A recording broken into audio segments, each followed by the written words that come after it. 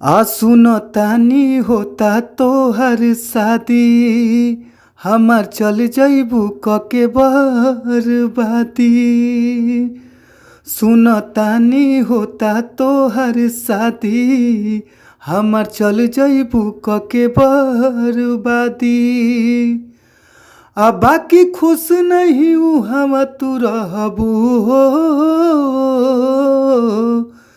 कि दिल तोड़ जइबू तू छोड़ जइबू। तू देखबू न मरल मुहावा हो तो दिल तोड़ जइबू तू छोड़ जइबू। तो देखबू न मरल मुहावा हो।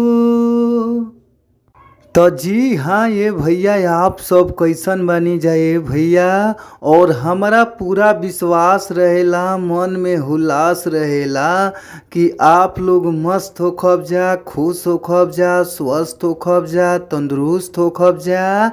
और हम बानी आप सबके भोजपुरी गायक व गीतकार नीतीश सिंह। सबके हम प्रणाम करतानी ये भैया।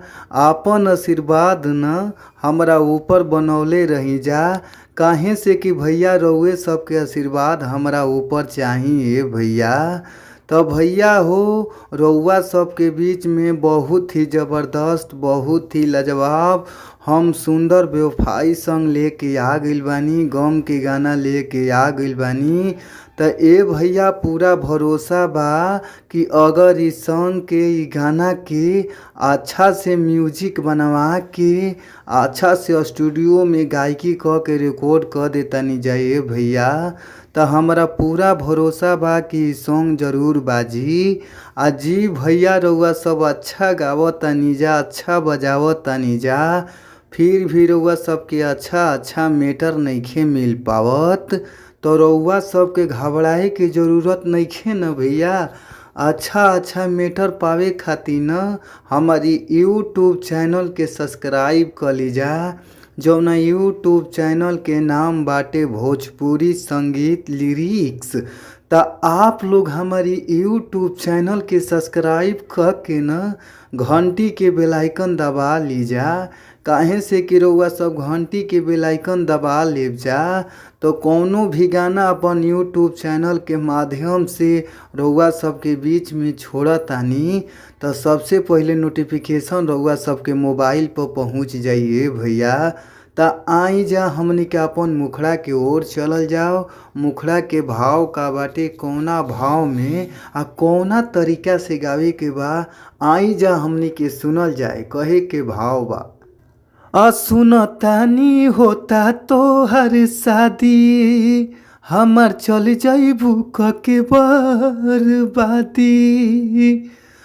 सुनतानी होता तो हर शादी हमार चल जइबू कके बर्बादी।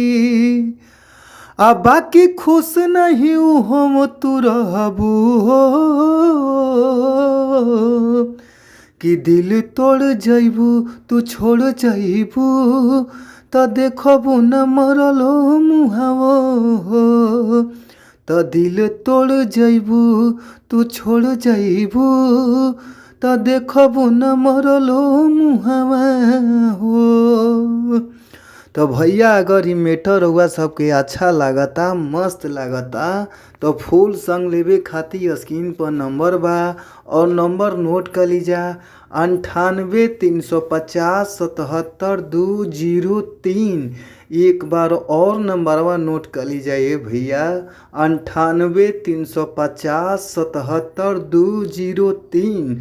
तो आप लोग फुल संग लेवे खातिर इ नंबर पर संपर्क करी जा और कम से कम चार्ज में रउआ सबकी सॉन्ग मिल जाई, गाना मिल जाई ए भैया।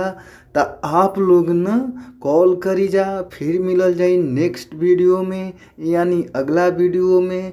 तब तक खातिर thank you, bye bye, so much, धन्यवाद।